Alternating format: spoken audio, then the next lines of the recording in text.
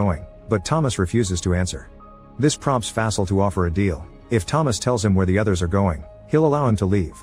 A terrified Thomas confesses what he knows and is indeed allowed to go into the swamp, but as soon as he turns around, Fassel shoots him and lets the crocodiles eat him. Meanwhile, Peter, John, and Gordon finish crossing the swamp safely.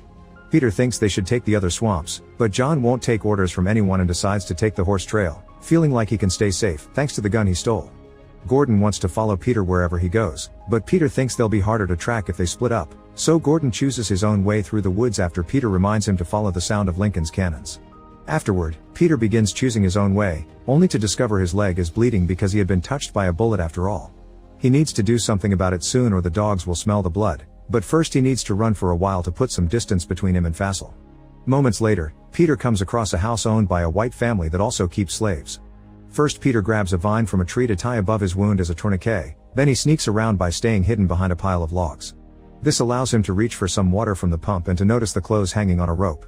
Taking a big risk, Peter across the garden and steals a shirt before running into the forest, but one of the family kids sees him and alerts everyone by ringing a bell.